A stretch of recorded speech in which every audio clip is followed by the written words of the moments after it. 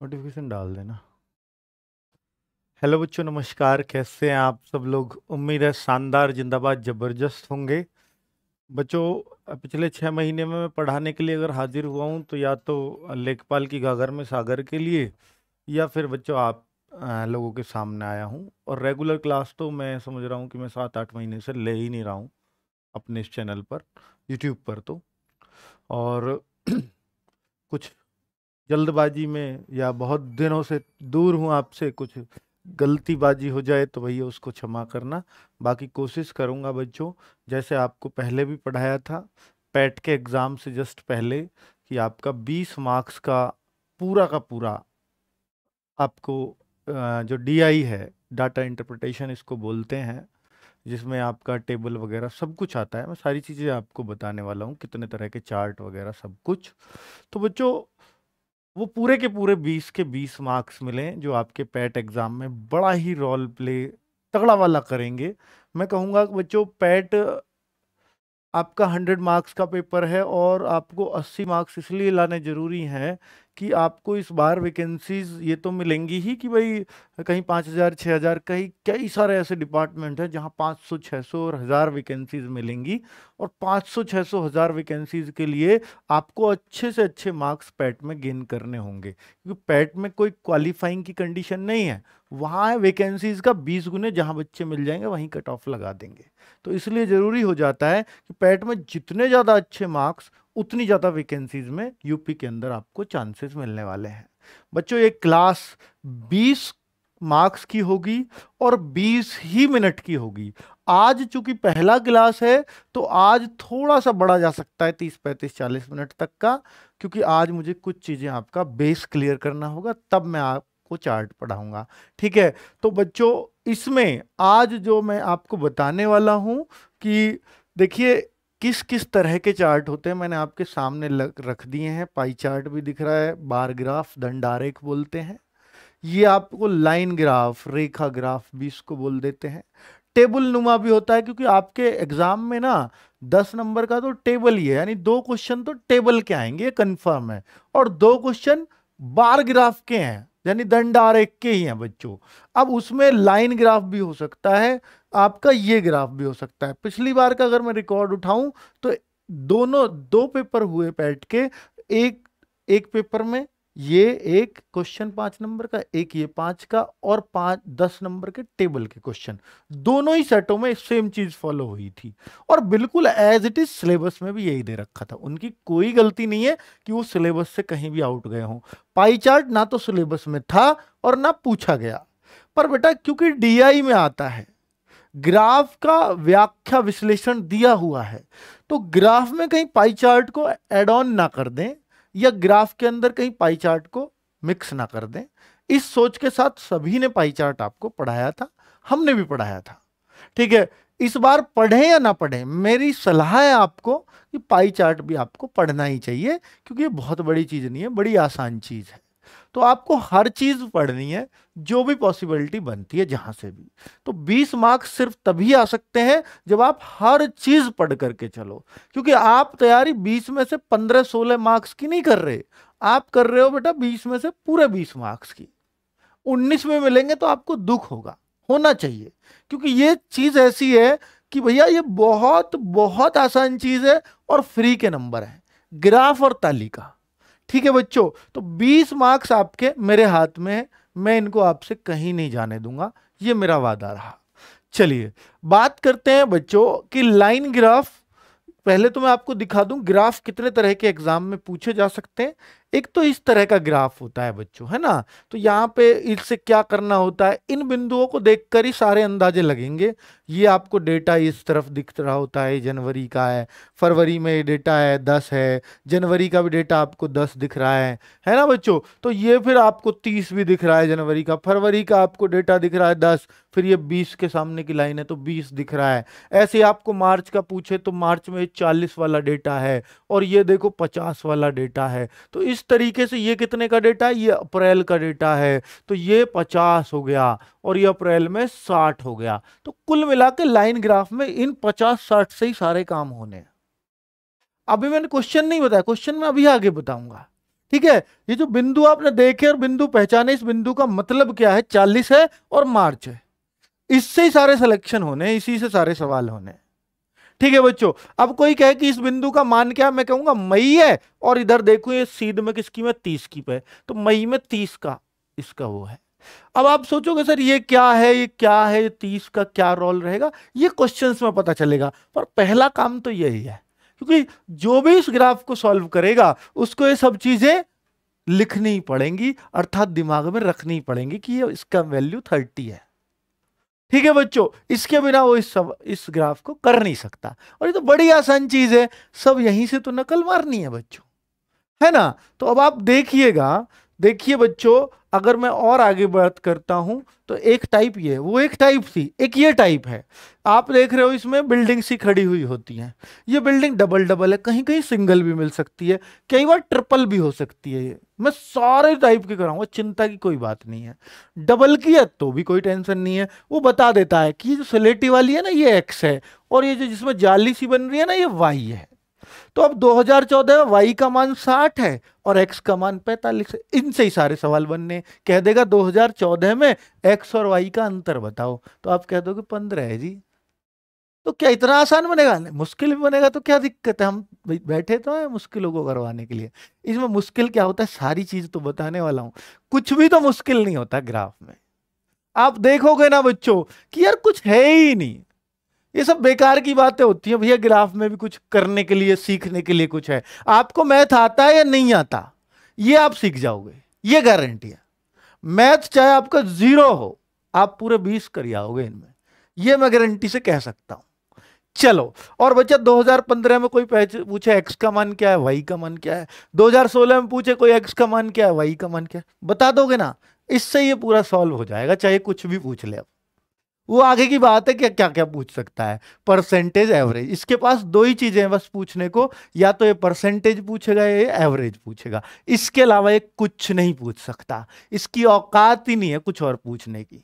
Graph में अगर कोई कुछ पूछ सकता है, अंतर, योगफल, वो तो सबको ही पता है, डिफरेंस और सम तो सभी कर देंगे। और बात तीसरी चीज क्या है बच्चों, परसेंटेज, चौथी चीज है एवरेज। इसके अलावा, इन चारों के अलावा मुझे बता देना कहीं भी ग्राफ में कुछ भी पूछा हो, या तो सम करवा देगा, योग कर दो जी, या कह देगा अंतर कर दो जी, या कह देगा ये इससे कितने परसेंट कम है, ये इससे कितने परसेंट अधिक है, यही तो पूछता है। या कह देगा इन सब का एवरेज बताओ, या एक्स वाले का एवरेज बताओ। वो सब चीजें मैं आपको सिखाने वाला हूं, ठीक है। तो मैं जस्ट एक आपको इंट्रो दे रहा हूं कि ग्राफ ऐसे ऐसे होते हैं। चलो आगे देखो, ये पाई चार्ट है, इसको जब पढ़ेंगे तो ये आराम से समझ में आएगा। डिग्री को परसेंटेज में, परसेंटेज को डिग्री में, सब कुछ चेंज कर लेंगे हम। बाकी ये पिछली बार पूछा नहीं गया, जितने भी 40 क्वेश्चन 2 सेटों में आए थे 20-20, तो उनमें किसी में आपको पाई चार्ट नहीं पूछा था ना, पाई चार्ट सिलेबस में दिया है। बट चूंकि चार्ट दिया है या आरेख दिया है, दंडारेख, जो भी कुछ दिया है उसमें ना ले ले, ग्राफ कह दिया ना, तो ग्राफ तो ये भी है। इस वजह से, हालांकि पाई चार्ट को अलग से लिखता है, पाई चार्ट अगर सिलेबस में होता तो लिखना चाहिए था, पर बेटा पॉसिबिलिटी हर चीज की है, इसलिए ये भी पढ़ाऊंगा। ठीक है बच्चों, तो वो मैं बाद में सबसे लास्ट में लेकर के चलूंगा। एक होता है ये Venn diagram. Venn diagram, Venn diagram आपने देखे होंगे कि ये एक गधा है, एक घोड़ा है और एक जानवर का बना हो, रीजनिंग में पढ़ा होगा, जानवर के अंदर गधा हो गया, घोड़ा हो गया।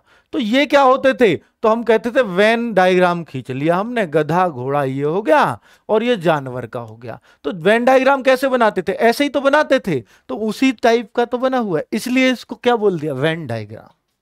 अब इसका क्या पूछेगा, अब ये पूछ लेगा 20 किस किस में आ रहा है, 20 वैल्यू किसकी है, विज्ञान की भी है, भूगोल की भी है, गणित की भी है, इतिहास की भी है, या इस 18 में ये किस किस में आ रहा है, ऐसे ही पूछेगा क्या, और भी बहुत कुछ पूछ लेगा। तो क्या टेंशन है, खड़े तो हैं हम आपके साथ, सारी चीजें बता देंगे। अभी तो जस्ट इंट्रो कर रहा हूं बच्चों, ठीक है। मैं आज दिखा रहा हूं आपको ग्राफ कितने तरह के हो सकते हैं, ताकि आपको पता रहे भाई ये इतनी सी चीज है, ये सीखनी है और बड़ी सिंपल है, ठीक है। अब मैं अगर आपको बोलूं कि बेटा ये है तालिका यानी टेबल, अगर मैं टेबल की बात करता हूं तो, क्योंकि अगर आप अपने सिलेबस को देखो तो वहां ग्राफ एवं तालिका लिखा है। ग्राफ आपका 10 नंबर का, 10 नंबर की तालिका, और as it is UP triple SC ने पिछले पैट वाले एग्जाम में दोनों ही सेटों में ये फॉलो भी किया, 10 नंबर ही टेबल पूछे, यानी 5-5 के 2 क्वेश्चन। एक टेबल पे 5 क्वेश्चंस बनते हैं, दूसरे टेबल पे फिर 5 क्वेश्चंस बनते हैं। क्या 5 ही बनेंगे तक पक्की बात है? नहीं, हो सकता है किसी पे 3 बना दे, दूसरे पे 3 बना दे, तीसरे पे 4 बना दे।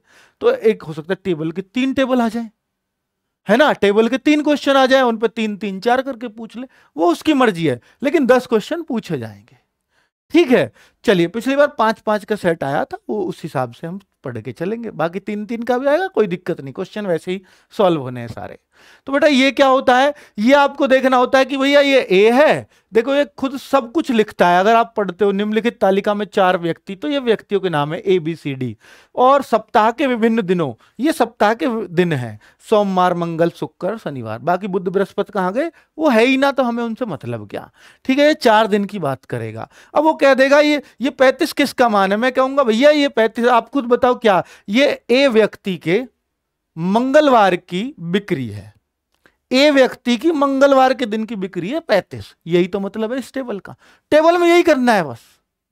कभी सोचो, अब मैं आपसे कहूं ये 48 क्या है, तो आप कहोगे सी आदमी की मंगलवार की बिक्री, क्योंकि ये सारी किसकी है, सी की बिक्री है। सी इस दिन इतनी बिक्री करता है, इस दिन इतनी, इस दिन इतनी, इतनी। ये कह देगा सी की टोटल बिक्री बताओ कितनी है सारे दिनों की मिला के, ऐसा क्वेश्चन बना देगा।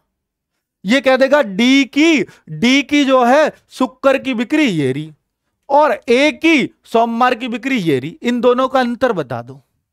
ए की सोमवार की बिक्री देख लो और डी की शुक्र की बिक्री देख लो, दोनों का अंतर कर दो, भाई यही बनना है टेबल में। अब बताओ कुछ है क्या, सब कुछ यहीं से दिखेगा, इसलिए कोई टेंशन नहीं लेनी। सर इसमें मुश्किल क्वेश्चंस भी आ जाते हैं, भाई क्या मुश्किल, में सारे प्रीवियस ईयर आपको करा दूंगा। ठीक है, जो भी टेबल के 4 क्वेश्चन आए हैं 2 सेटों में, सब कुछ दिखा दूंगा दूसरी तीसरी क्लास में। आप कहोगे कुछ भी तो नहीं था, ये हम बेस्ट मुश्किल माने बैठे होते हैं, तो सब ऐसे समझ में आएगा बच्चों। आप ये कहोगे कि ये तो यार सबसे इजी चीज है, तो यही है। अब मैं आपको बोलने लगता हूं कि डीआई के लिए 2 जरूरी चीज, यानी डीआई इसको ही बोलते हैं ग्राफ तालिका, दोनों डीआई का ही पार्ट हो जाता है बच्चों, डाटा इंटरप्रिटेशन। ठीक है, इस डाटा का हमें संकलन करना है, इसको विश्लेषण करना है, जो डाटा हमें दिया जाता है। तो बच्चा इन डाटा ही तो दिया जाता है, या तो ग्राफ के माध्यम से या टेबल के माध्यम से। तो उसके लिए हमें सिर्फ चाहे तो टेबल सीखो चाहे ग्राफ सीखो, दोनों के लिए सिर्फ हमें 2 ही चीज सीखनी पड़ती है, क्योंकि योग सब जानते हैं, जोड़ घटाना तो सभी लोग कर लोगे, या तो जोड़ पूछेगा या घटाना पूछेगा, या फिर उनके अलावा बहुत ही आसान पूछा जोड़ घटाना पूछ लेगा। थोड़ा सा मुश्किल किया तो परसेंटेज और एवरेज पूछेगा। और परसेंटेज एवरेज आप जानते हो अर्थमेटिक में सबसे आसान चैप्टर यही दोनों है, सबसे आसान। अब परसेंटेज में भी पता है, परसेंटेज में अगर परसेंटेज 100 है, 100% है कोई चीज, तो ये सिर्फ 10% भी काम नहीं आएगा यहां। यानी परसेंटेज का 10वां भाग भी आप जानते हो ना, पूरे चैप्टर का 10वां भाग भी, तो भी यहां काम चल जाएगा। एवरेज बहुत सारी चीजें हैं, आप बिल्कुल बेसिक वाला फॉर्मूला जानते हो, यहां काम चल जाएगा। तो मैं वो चीजें बता रहा हूं जो यहां काम आने वाली हैं परसेंटेज की। जैसे अगर मैं आपसे बोलता हूं बेटा, एक चीज तो यह है, जैसे कोई आपसे पूछे 10-20 का कितना प्रतिशत है या कितना परसेंटेज है, कितना परसेंट है, अगर कोई आपसे ये पूछे, एक बच्चा दूसरा आ जाता है 20 का 50 कितने प्रतिशत है, कितने प्रतिशत है, ऐसे आ गया। दूसरा एक सवाल बन जाता है कि 50 150 से कितने प्रतिशत कम है, कम ही होगा ना 50 तो 150 से कितने प्रतिशत कम है। एक और बात आ सकती है कि भैया जो 200 है वो 120 से कितने प्रतिशत अधिक है, क्योंकि 200 तो अधिक है, तो ये पूछ सकता है कितने प्रतिशत अधिक है। तो ये बात तो परसेंटेज में काम आने वाली है। ये 4 चीजें जिसको पता है ना, वो कभी इन ग्राफ पे अटक नहीं सकता, क्योंकि यही 4 चीज पूछी जाती है पूरे कंप्लीट ग्राफ में। अगर आपको ये क्लियर है, समझ लो आपको ग्राफ में कोई परसेंटेज के मामले में अटका नहीं सकता। तो मैं इन चारों चीजों को आपको बता देता हूं। जैसे ये कोई किसी ए की वैल्यू है वहां पर, जैसे अभी मैंने वैल्यू देखनी सिखाई ना, देख ली, और वहां ये बी की है, वो कह देता है ए बी का कितना प्रतिशत है, ए बी का कितना प्रतिशत है। तो भैया ए की वैल्यू 10 है, बी की वैल्यू 20 है, तो हमें 10-20 का ही तो देखना है एक्चुअल में। तो 10-20 का कितना प्रतिशत है, तो 10-20 का, जिसके साथ का लगा हो, ध्यान रखना, 10-20 का, तो का किसके साथ हुआ, 20 के साथ। तो 20 को आपको हमेशा नीचे लेना है, जिसके साथ का चिपकाया है उसने वही नीचे जाना है, और गुणा बेटा 100। जब भी परसेंटेज निकाल रहे हो समझ लो 100 पे करना पड़ेगा कोई भी काम। तो आप देखते हैं कि बच्चा ये 50% हमारा उत्तर आ जाता है इस सवाल का।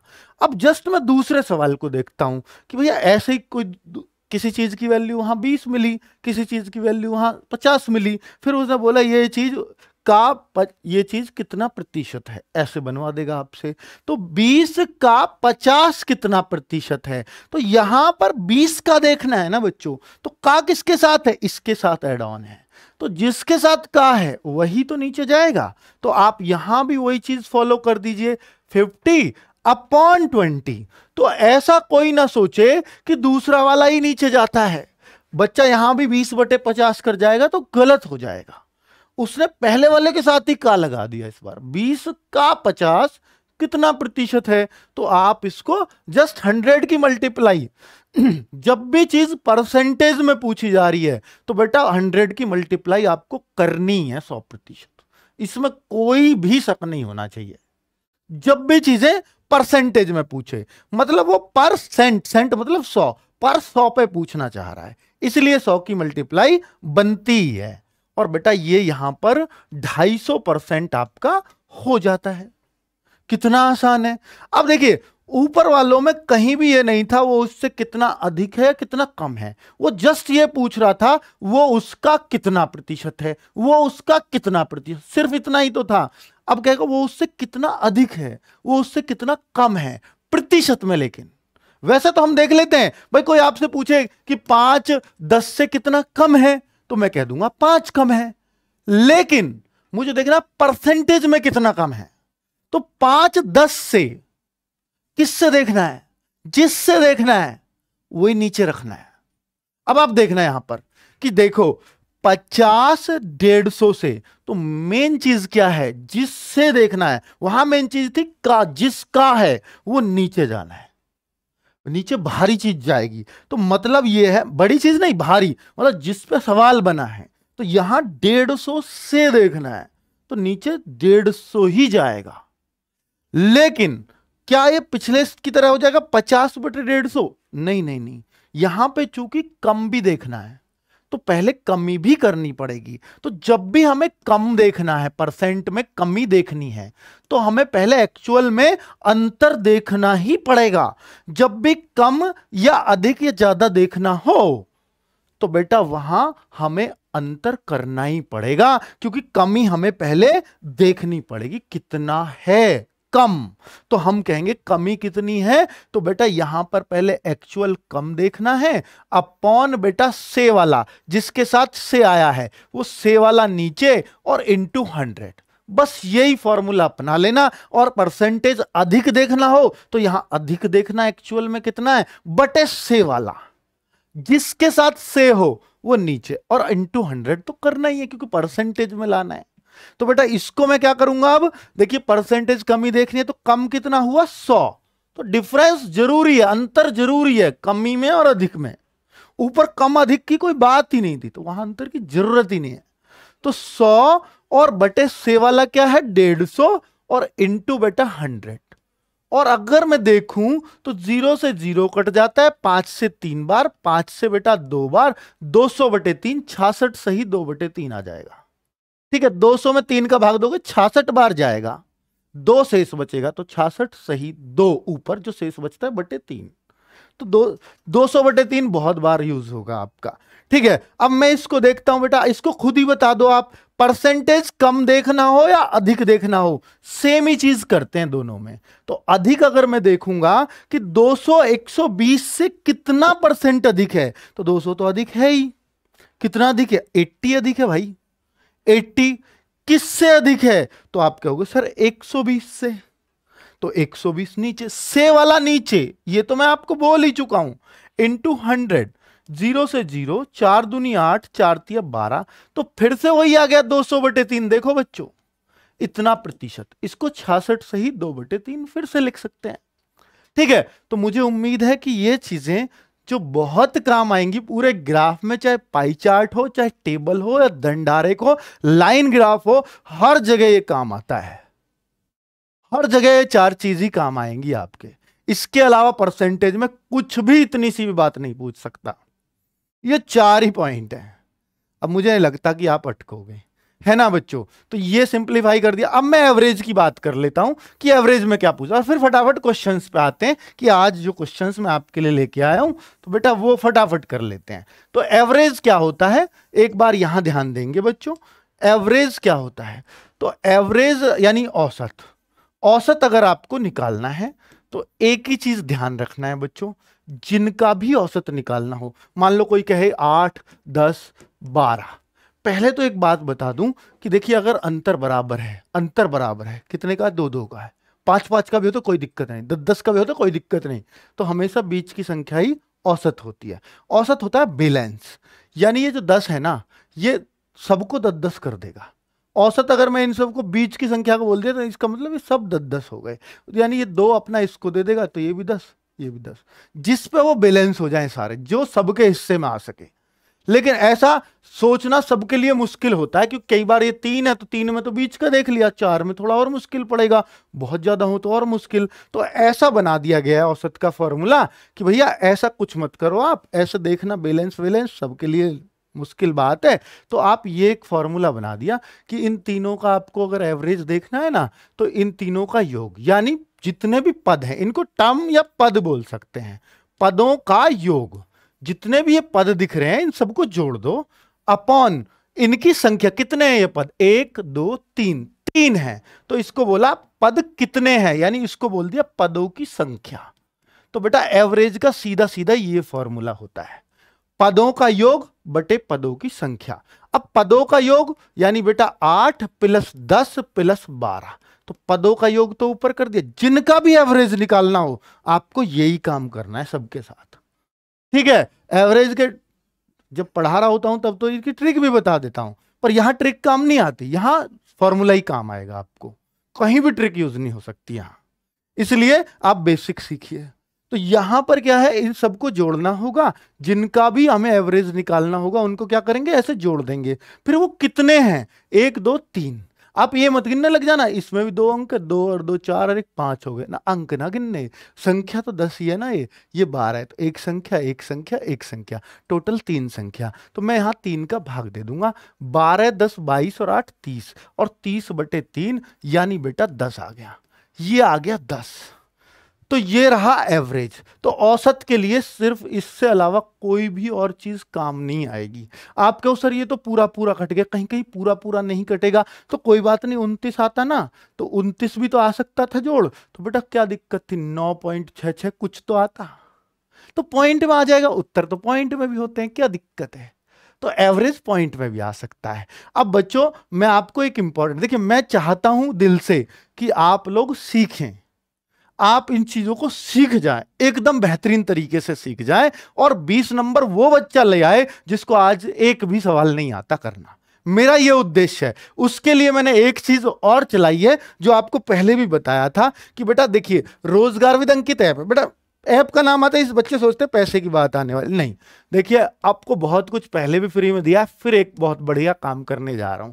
RWA ऐप है बच्चों, उस पर क्या काम करना है, बहुत इंपॉर्टेंट बात है कि इस क्लास के बाद फ्री ऑफ कॉस्ट आपको एक टेस्ट मिलेगा, एक टेस्ट मिलेगा एप्लीकेशन के अंदर, टेस्ट मिलेगा बच्चों। ये कहां मिलेगा टेस्ट, मैं आपको बता देता हूं। बिल्कुल एक ग्राफ, जो मैं 2 ग्राफ क्लास में कराऊंगा डेली, आज तो बेसिक बताया है, अभी ग्राफ भी कराऊंगा, तो 2 ग्राफ डेली क्लास में कराऊंगा, एक ग्राफ का टेस्ट दूंगा आपको, उसमें रोज आपको 5/5 करना है, और आपको रैंक भी पता चलेगी, ये भी पता चलेगा कितने बच्चों ने 5/5 किया आपसे पहले, तो आपको पता लगेगा मैं बाकी बच्चों के मुकाबले कितना अच्छा ग्राफ कर पा रहा हूं। 4 भी हो रहे हैं तो आपको दुख होना चाहिए, तब कर पाओगे आप 20 में से 20। एक दिन टेबल का क्वेश्चन दूंगा उसमें, एक दिन दंडारेख का क्वेश्चन दूंगा, तब आप मजबूत हो पाओगे बच्चों। तो मैं बता देता हूं, रोजगार विद अंकित ऐप खोलेंगे आप, वहां पर वीकली टेस्ट फोल्डर, या आप टेस्ट सीरीज किस में रखेंगे, एक बार अभी मैं कंफर्म कर देता हूं, या तो टेस्ट सीरीज में मिलेगा या वीकली फ्री वीकली टेस्ट में मिलेगा। ठीक है बच्चों, अभी एक बार उससे कंफर्म कर लो। ठीक है, इन दोनों में से कोई से एक में मिलेगा, और ऊपर ही लिखा आ जाएगा UPSSC पैट ग्राफ, ऐसे कुछ नाम दे देंगे हम, और उस ग्राफ को डेली, या डेली ग्राफ टेस्ट, वो डेली करना है आपको। ठीक है बच्चों, ये काम कर लेना, और रोज 5 मिनट लगेंगे आपको बस। एक तो टाइम में करना आ जाएगा, है ना, और रोज इतने ग्राफ मिलेंगे, तो रोज भैया रोज प्रैक्टिस करेंगे, तो फिर तो हम शानदार हो ही जाने, है ना बच्चों। चलिए, इस और वो कब मिला करेगा, इस क्लास के तुरंत बाद आपको मिल जाया करेगा, 9 बजे के आसपास। आज हो सकता है थोड़ा डिले हो जाए, पहला दिन है भैया, पहले दिन ऐसा ही होता है। चलो, अब मैं आता हूं क्वेश्चंस पर, बहुत लेक्चर हो गया, अब देखते हैं कि आपने सीखा क्या है आज। चलो बच्चों, कच्चे ऊन के उत्पादन में उच्चतम वृद्धि। बेटा देखो, इतनी मेहनत कर रहा हूं आपके साथ, इतना फर्ज आपका भी बनता है कि इस वीडियो को शेयर कर देना, ताकि उन बच्चों तक भी पहुंच जाए जो वास्तव में ग्राफ सीखना चाहते हैं। ठीक है, बस उन तक पहुंचा देना। देखो, कच्चे ऊन के उत्पादन में उच्चतम वृद्धि वर्ष, उच्चतम वृद्धि वर्ष। अब सोचो सर, ये कच्चे ऊन का उत्पादन है, ये दे रखा मीट्रिक टन में, ये पहले एक लाइन में देता है, वो मैंने लिखी नहीं है, मैंने कि बच्चा अपने आप समझ जाए क्या है, तो यहां से ही समझ जाते हैं सारी बात को। कच्चे ऊन का उत्पादन ये मीट्रिक टन में है, कि ये 56 मीट्रिक टन, ये 51, ये 53, ये 65, ये 66। देखिए, कई बार तो हमें यहां से अंदाजा लगाना पड़ता, पर जब ये बहुत नजदीक हो ना 65 और ये 66 पे 67 पे, तो अंदाजा लगाया ही नहीं जा सकता। तो फिर क्या होता है, फिर ये लिख देता है, जैसे यहां इसने लिख दिया है, ये 65 ही लिख रहा है, शायद है 65 है 66 है, देखना यार, तुम्हें ज्यादा बढ़िया दिख रहा है, 65 ही है भैया, ये 76 है, 68 है, 78 है। मेरे पास फोटो फट रहा है, ऐसा नहीं मुझे कम दिख रहा चश्मे में भी, है ना, चश्मे में ना दिख रहा आपको, तो भाई ये ऐसा है बच्चों। तो कुल मिलाकर के 2013-14, 2014-15 में इतना हुआ, 2015-16 में फाइनेंशियल ईयर में निकाल रखा, 2016-17 में इतना हुआ, 2017-18 में इतना हुआ ऊन का उत्पादन। ठीक है, अब क्या कह रहा है, ये कह रहा है कच्चे ऊन के उत्पादन में उच्चतम वृद्धि वर्ष, सबसे ज्यादा उच्चतम वृद्धि वर्ष। अब बच्चा सोचेगा देख के कि भैया उच्चतम वृद्धि तो यहां हो रही है, तो वो 2017-18 उत्तर लगा सकता है इसका, उच्चतम वृद्धि वर्ष, उच्चतम वृद्धि वर्ष। अब क्या ये मेरे को उत्तर लगा देना चाहिए क्या, बताओ बच्चों। अब देखिए, यहां पर एक चीज बनती है, देखिए वृद्धि, वृद्धि देखनी है तो पहले से तो कुछ नहीं देख सकते, तो ये 56 से 51 हुई है, तो ये कमी हुई है, ये कमी हुई है बच्चों। तो हमें वृद्धि देखनी है, वृद्धि किस में सबसे ज्यादा है, 51 से 53 यहां 2 की वृद्धि है, 53 से 65 यहां 12 की वृद्धि है, उच्चतम वृद्धि। अब ये 12 की वृद्धि वर्ष हो गया। अब इसमें देखूं तो ये कितने की, 65, ये 11 की वृद्धि है। अब बच्चा सोचेगा 76 की बिल्डिंग सबसे ऊंची है, वो इसको उत्तर लगा देगा, और इसका उत्तर क्या 17-18, तो गलत कर दिया आपने, गलत कर दिया। अब आपने देखा, देखो सबसे ज्यादा वृद्धि यहां 10 की वृद्धि है, इसमें भी देखूं तो ये तो भैया 5 की वृद्धि है, तो कुल मिलाकर वृद्धि सबसे ज्यादा कहां हुई, 53 से 65 में, यानी 12 की वृद्धि। तो वृद्धि वर्ष कौन सा रहा, ये रहा। तो उत्तर क्या होना चाहिए, 2016-17। तो बेटा इसका करेक्ट आंसर थोड़ा सा दिमाग से लगाना पड़ेगा, है ना, तो थोड़ा सा दिमाग चलाना पड़ेगा। सब कुछ आपके सामने होता है, पर फिर भी आप गलती कर जाते हैं। तो उस तरह का एक सवाल था। चलिए आगे बढ़ सकते हैं। ये देखिए बच्चों, फिर से वही ग्राफ, 5 क्वेश्चन आएंगे सेम ग्राफ पे, पहले आए हैं ऐसा, इसलिए मैं बोल रहा हूं। अब ये देखो, 8 वर्षों के दौरान औसत उत्पादन बताओ, औसत उत्पादन 8 वर्षों के दौरान। 8 कौन से, ये सब 8 वर्ष हैं, गिन लो, 8 बिल्डिंग है, तो ये 8 वर्षों की है। अब इनका औसत बताना, यही तो मतलब है इस बात का। 8 वर्षों के दौरान औसत उत्पादन। अब औसत कैसे निकालना मैंने बताया, अभी तो बताया था बच्चों। तो वो मैंने बताया था कि भैया 56 पहला है, दूसरी 51 है, तीसरी 53 है, इन सबको जोड़ दो, इन सबको जोड़ दो। यही तो सिखाया अभी औसत। जितने का भी हमें औसत निकालना हो उन सबको जोड़ दो बच्चों। तो ये हमने ऐसे ऐसे करके, ऐसे ऐसे करके ये सारे जोड़ डाले, ये सारे जोड़ के, और भाग कितने का देना है, 8 का। तो एवरेज यही तो सीखा है ना अभी थोड़ी देर पहले।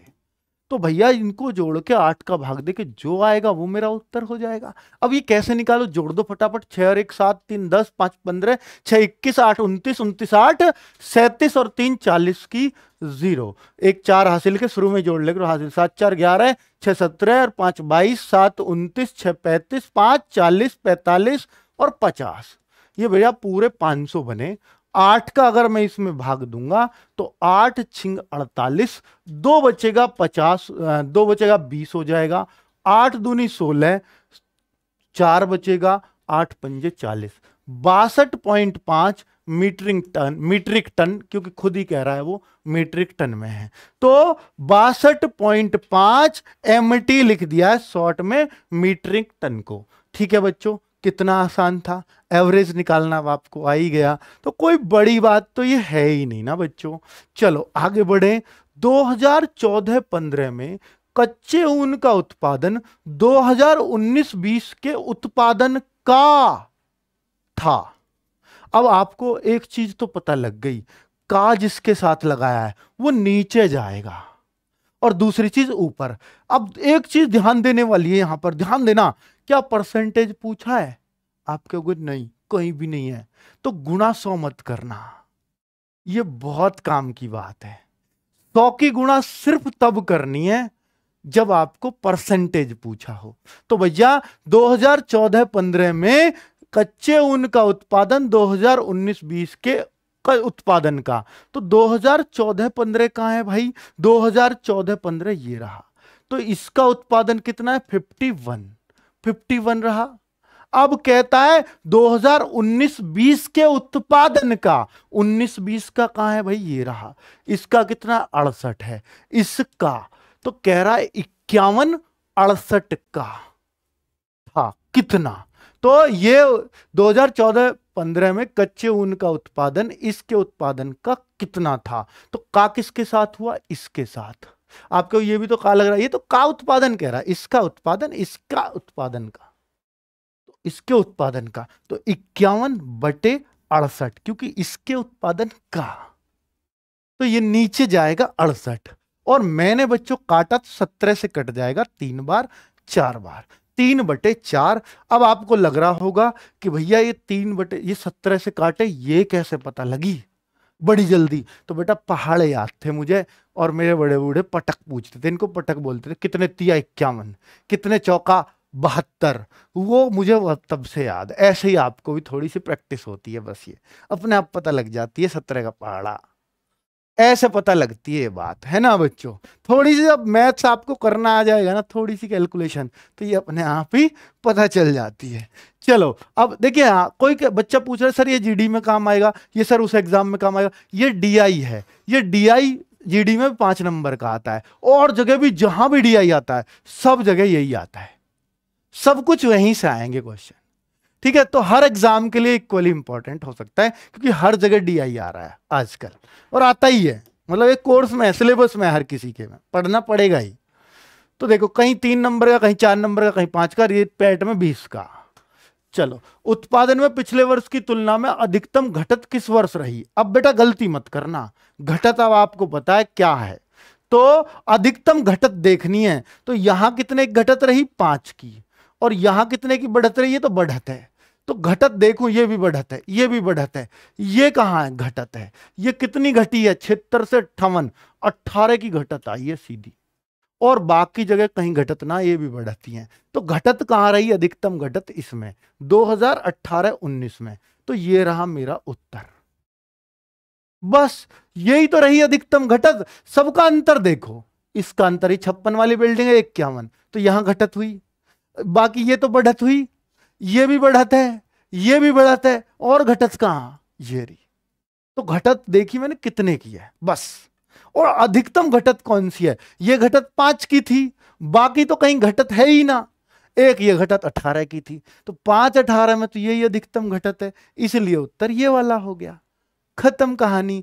आगे बढ़े बच्चों, चलिए। और ये 5वां क्वेश्चन है इसी ग्राफ पे, 5वां। अब आप देखो इस क्वेश्चन को कैसे करोगे आप। देखो, पहले 4 वर्ष के उत्पादन की तुलना में अंतिम 4 वर्षों में कच्चे ऊन का उत्पादन कितने प्रतिशत बढ़ गया। यहां कितना मान लो ना, कितने, पहले 4 वर्षों के उत्पादन की तुलना में। तो पहले मैं देखूं 4 वर्ष कौन से हैं, ये 4 है ना। पहले 4 वर्ष के उत्पादन की तुलना में, तो पहले मैं 4 वर्षों का उत्पादन तो देख लूं कितना है। सर जोड़ क्यों रहे हो, अरे भाई 4 वर्षों का एक साथ बोला है उसने, तो मुझे देखना तो पड़ेगा 4 वर्ष में कितना है। उसने सारे वर्षों को एक साथ मिला दिया, मैं क्या करूं। तो देखो 5 3 8 1 9 और 6 15, और बेटा 6 1 7 5 12 5 17 और 5 22, 225 था पहले 4 वर्षों का। पहले 4 का कितना है, 225। फिर बोलता है कि अंतिम 4 वर्षों के कच्चा ऊन का उत्पादन, और देखो तो अंतिम 4 कौन कौन से हो गए, ये हो गए। जोड़ दो भाई, 76 को, 58 को, 68 को और 73 को। इनको अगर मैं जोड़ूं, 8 3 11 और 8 19 और 6 19 और 6 25, 2 7 2 9 और 5 14, 6 20 और 7 27। कुछ बच्चे होशियार हैं, ऐसे भी सोच सकते थे, अभी जोड़े जी 500 बैठे, 225 ये घटा दो, बच्चे कुछ इनका आ जाएगा, ऐसे भी कर सके। तो 275 225 जोड़े कब है, 8 हो, जब एवरेज निकाला है ना, 8 का भाग दिया, याद आ गई होगी। तो बेटा पहले 4 वर्ष का ये रहा, अंतिम 4 वर्ष का क्या है, 275 है। तो अब क्या पूछा है, 225 275, इनका क्या पूछा है कि कच्चे ऊन का उत्पादन पहले 4 वर्ष के उत्पादन की तुलना में, जो अंतिम 4 वर्षों का जो उत्पादन है 275, वो कितने प्रतिशत बढ़ गया। तो 225 से 275 हो गया, कितना बढ़ गया भाई, परसेंट भी बताना है तो पहले तो वृद्धि देखना पड़ेगा ना।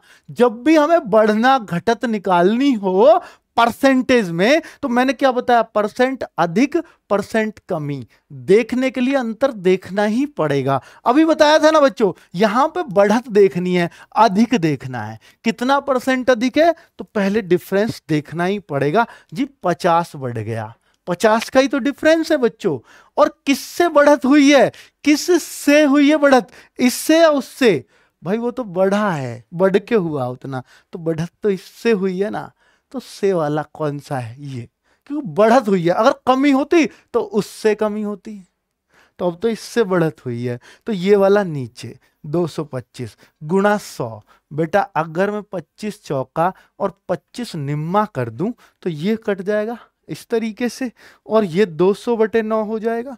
200/9 को अगर मैं काटने लगूं तो कैसे काटूंगा, 9 दूनी 18, फिर 20 हो जाएगा, 0 उतार ली, 9 दूनी 18, फिर पॉइंट लगा के 2 के आगे 0, 9 दूनी 18, 22.2222 आए तो रहेगा। ये रहा हमारा बी उत्तर। तो बच्चों क्या आप सबको समझ में आ गया 22.2% कैसे आया, परसेंटेज निकालना सीख लिया ना आपने। तो ये आज हमारा दंडारेख था बच्चों।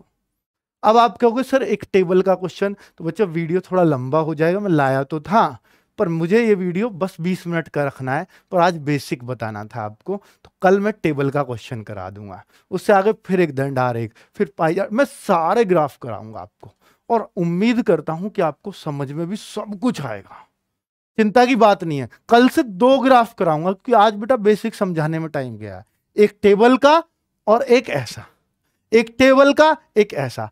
कल से 2 ग्राफ हर क्लास में होंगे।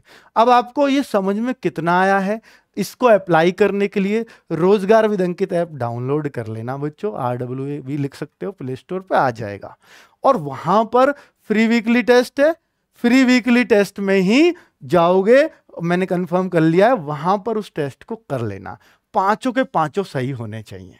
और अगर आपको समस्या आती है तो कल को मैं आऊंगा ही, बता देना सर वो 5वां क्वेश्चन नहीं हुआ कल के ग्राफ का, मैं यही बता दूंगा तुरंत, ठीक है। ओके बच्चों, उम्मीद है क्लास बहुत पसंद आई होगी और बाकी दोस्तों को भी बताओगे कि अब तो शुरू हो गई है भाई हमारी क्लास, फेवरेट क्लास। ठीक है बच्चों, और ये क्लास से मैं आपसे वादा करता हूं कि अगर बेटा आप करके आओगे तो इस क्लास को जब एग्जाम करके आओगे तो याद करोगे कि हाँ हमने सीखा है और बहुत बेहतरीन तरीके से 0 लेवल से अपर लेवल तक सीखा है। ओके, बाय बाय, नमस्कार, धन्यवाद।